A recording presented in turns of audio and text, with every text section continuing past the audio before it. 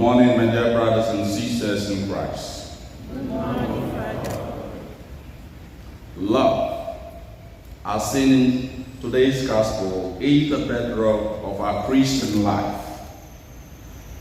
In today's gospel, Jesus gave a new commandment of love as the center and the bedrock of our vocation as Christians in general, in areas contextually, and as priests in particular, because the commandment was given to the apostles.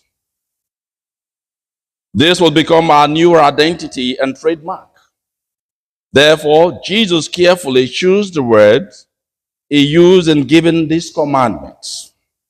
The Greek words used here are ena agapate alaleus, katos agapesa emas, which means that you love one another as I have loved you. The commandment is predicated and centered on the word agapate, which implies unconditional love with no expectation of being reciprocated. It is sacrifice for the good of others. It is not envious or proud or boastful. It is patient, giving others grace. It accepts and embraces the whole of the person without reservation. It means we are to love the way he himself loved us and sacrificing his life for us. It therefore obliges us to completely love your neighbor for the sake of Christ and for his kingdom. Summarily, therefore, the entire spiritual context of this commandment of love, agapate, connotes essentially a selfless sacrifice, a selfless sacrificial service to others or to humanity for the sake of Christ and the kingdom of heaven. Therefore, all Christians, by virtue of their baptism, are under the obligation of these commandments. Providentially today, we are celebrating our neighbor in faith and culture, the Ijaw people, the Ijaw nation, the Ijaw culture. It implies that if we are truly obedient to this command of Jesus in today's gospel, everyone in this seminary, and specifically all of us, lay people, priests in training, and clergy in this chapel are now Ijaw people. Ijaw. So we are expected to celebrate love for our neighbor. Therefore, Jesus has given me the Christological privilege today and permission to speak to you in my language, and no one ought to grumble, because grumbling means gross disobedience and insubordination to Christ, who has given the new commandment of love, which has no room for segregation, but rather in solidarity, brotherly love, and fraternity.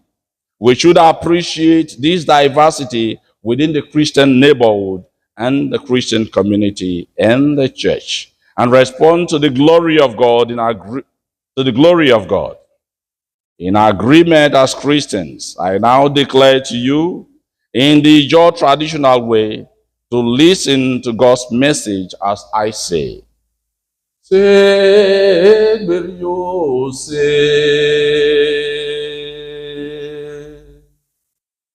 Sebrio se Jesu igberia. Se Jesu igberia.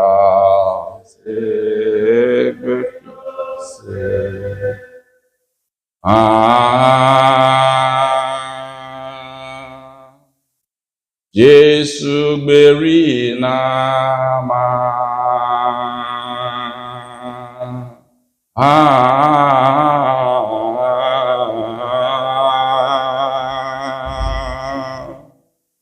Jesu gberi nama.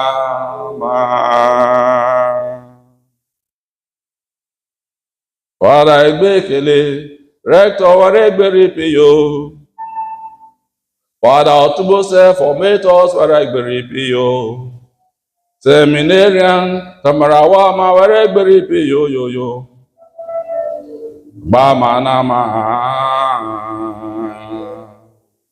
Jesigberi nama. This is the traditional way the Job people announces a great news of joy. Yes, this call to love is quite demanding and sacrificial.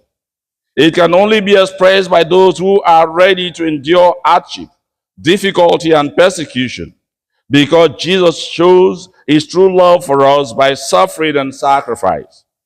It is this love that marks our Christian identity with Christ. And at the final end of our Christian journey, it is this love that will lead us victoriously to the kingdom of heaven. Therefore, it is only living by this spiritual context of forgiving and sacrificing like Jesus did that we can love our neighbor.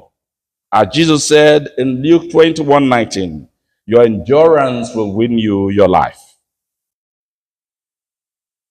This endurance can only come when there is a deep and sincere sense of love. Our guest speaker on Friday during the lectures talked about marriage in Ijoland, where the bridegroom will endure rigors of making his bride smile by spraying her with money, which symbolically epitomizes the strength, courage, and capacity of the bridegroom to care for his wife and family, even in the face of difficulty, even if the world is not smiling at him. The man can only keep spraying if he truly loves his wife. But if he does not, he will angrily leave and abandon his wife. That ritual is to test the strength and capacity of the bridegroom. This is also how God tests us. Are we enduring in love? Terra Benedicta once said, the best way of preaching the gospel is not by our crucifix and our ads to it, rosary, sermon, or song, but by loving everyone the way Jesus loved us. It is the true light of love that made the people of Antioch to call the apostles Christians. In Acts of the Apostles 11:23, the question is, are we Christians? Can we be called Christian in Bomadi? Can we be called Christians in Ibadan? Can we be called Christians in Nigeria? The love of Jesus is kenotic, that is self-emptying. The love of Jesus is agapic, pure and sacrificial, unconditional, does not count the cost. It bends low. It carries the crosses. It is poured out entirely for humanity, for our salvation. St. Paul, in the first reading, admonishes us today to persevere in love of the mission and faith entrusted to us. Dear brothers seminarians, despite all odds, endure hardship. The seminary is not a place for lazy people. It is a rigorous training to become a soldier of Christ. We all pass through this tough time. We pass through this tough training, but lovingly, in the loving hands of these humble servants of God, Reverend Father Bekele and his team, servants, only servants of God, men of God, who are only rendering service to the church. If you love your vocation, dear brothers, and your mission, then endure. It is this enduring love that will keep you in your journey to the end. I was once in the seminary and I never go out for one full semester. I endured. Here I am today. Brothers and sisters, love is our identity, agapate, as Jesus commands us. Therefore, our credibility as Christians, priests and priests in potency, is not found in what we profess basically, but essentially in how we love. St. John Chrysostom once said, if you cannot find Christ in the beggar at the church door, you will not find him inside the church. Let us reflect this week. Who is God inviting me to love? Is there anyone I am avoiding or judging or ignoring? Is there anyone I need to forgive? The New Jerusalem, which John speaks about today, is a place of comfort and consolation for those who endure in the service of love to the end. The world is waiting to see Christ. Someone is waiting to see Jesus. But it is you he has chosen. It is me, it is I he has chosen to show him. Love is the loudest sermon that we can ever preach. As St. Paul says in 1 Corinthians 13, 1-3, if I do all the good things, and I do not have love, I gain nothing. Hebrews 3:15 says, oh, that today we listen to his voice, harden not your hearts. Love is the answer to our call. Let us listen to this call of love.